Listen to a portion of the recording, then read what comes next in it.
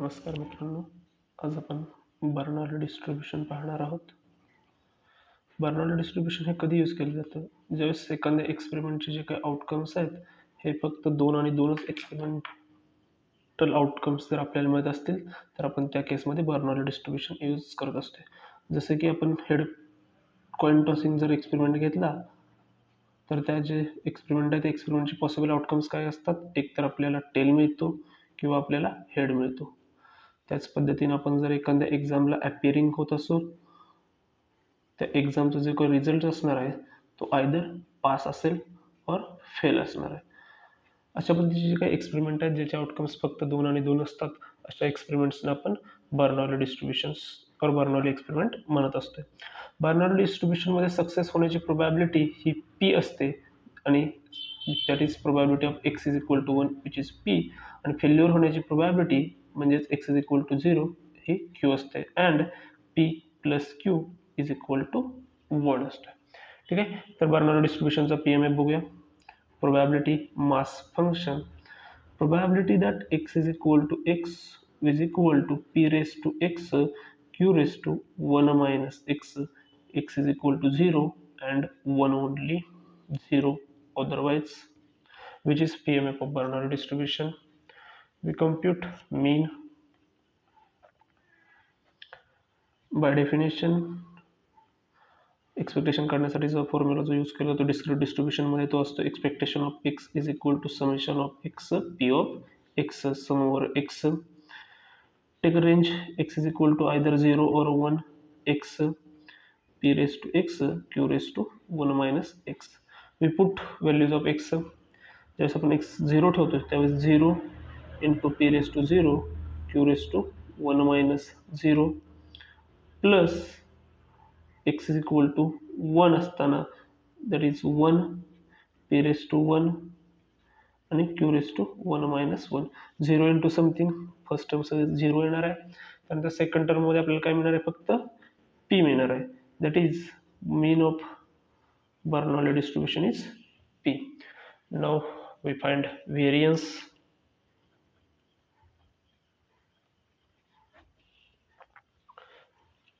Variance find out करण्यासाठी जो काही फॉर्म्युला आहे तो व्हेरियन्सचा फॉर्म्युला बघा. Variance of X is equal to expectation of X square minus expectation of X whole ब्रॅकेटचा स्क्वेअर. आपल्याकडे एक्सपेक्टेशन ऑफ एक्स ची व्हॅल्यू आहे we have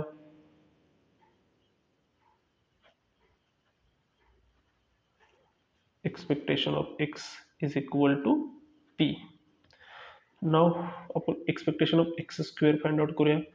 expectation of X is square is equal to summation of X square P of x.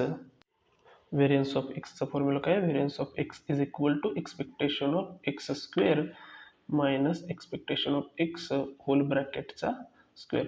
आपल्याकडे expectation of एक्सची value आहे जी की P आलेली आहे. आपल्याला फक्त आता काय फाइंड आउट करायचं? Expectation of X square.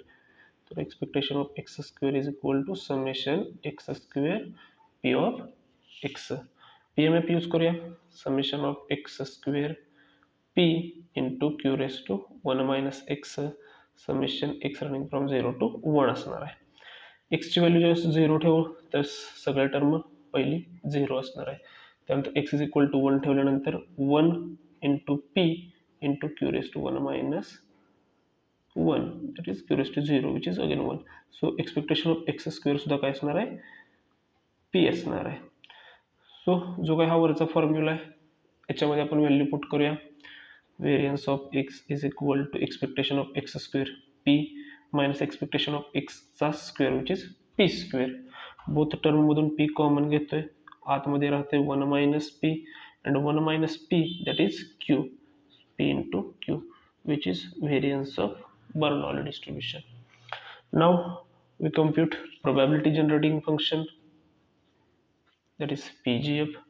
PGF is denoted by Px of S and is computed as expectation of S raised to Ex.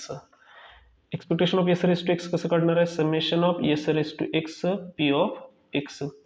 X running from 0 to 1. P of X put करूया.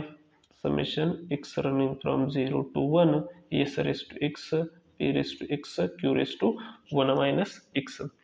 Summation vary करूया.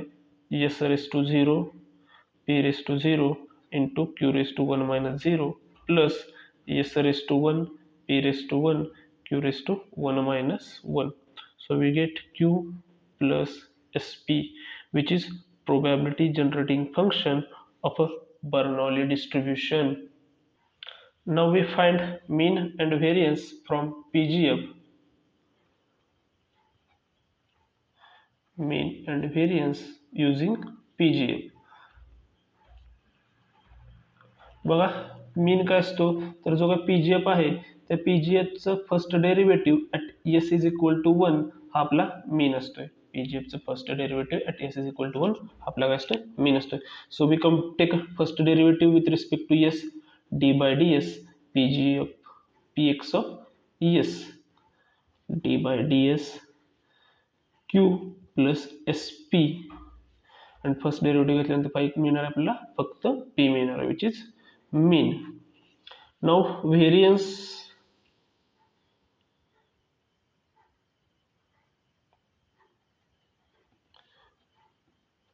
second derivative of PGF minus first derivative of PGF चा square